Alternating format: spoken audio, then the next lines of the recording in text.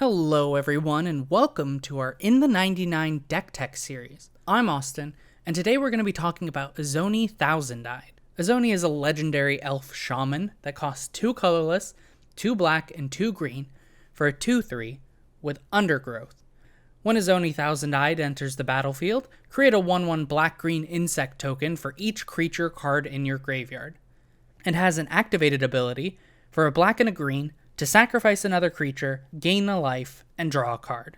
This build is going to focus on generating value from that last ability while filling up the graveyard with as many creatures as possible.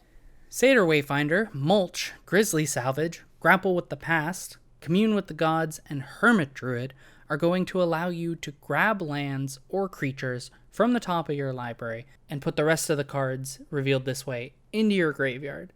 So it's going to allow you to fill up your graveyard until you can find other ways that allow you to put creatures into your graveyard. Golgari Thug, Stinkweed Imp, and Golgari Grave Troll all have Dredge. Instead of drawing a card, you may put the top cards of your library into the graveyard and return this card from the graveyard back to your hand. Doom Whisperer can also fill up your graveyard by paying 2 life and looking at the top cards of your library, putting any of them into your graveyard, and the rest back onto the top of your library in any order. Entomb searches your library for a card and puts that into your graveyard. Buried Alive is going to search your library for up to 3 creature cards and put them into the graveyard. And by doing so, you will have plenty of reanimation type effects in order to get high converted mana cost creatures back from the grave into play, or any utility type creatures that this deck may run. So Reanimate, Stitch Together, Victimize, Phyrexian Delver, Life and Death, Dread Return, Animate Dead, and Shieldred Whispering One allow you to return creature cards from your graveyard back to the battlefield. The Gitrog monster allows you to play an additional land, and whenever lands are put into your graveyard from anywhere, you get to draw a card.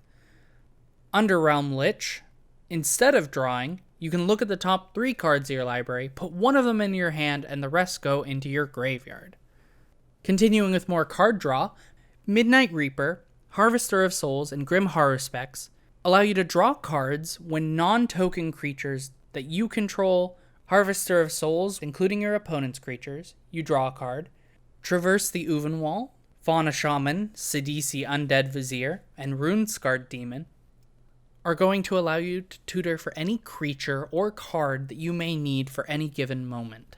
Razaketh, the Foul-Blooded, and Krav the Unredeemed act as alternative sack outlets to allow you to tutor up any card with Razaketh by paying 2 life and sacrificing another creature, or paying 1 black and sacrificing X creatures to draw X cards, gain X life, and put X +1/+1 counters on Krav. The deck has a few edict effects to go with these sacrifice outlets. Savra, Queen of the Golgari, says whenever you sacrifice a black creature, you may pay 2 life. If you do, other players sacrifice a creature. Grave Pact and Dictate of Erebos say when a creature you control dies, each other player sacrifices a creature. This deck has a few utility creatures, which can be used as sacrifice fodder after their abilities trigger. Solemn searches for a land, and when it dies, draw a card. Plague Crafter enters the battlefield, causing each player to sacrifice a creature or planeswalker, and each player who can't discards a card. Reclamation Sage destroys an artifact or enchantment. Ravenous Chupacabra destroys a creature. Other types of removal and protection.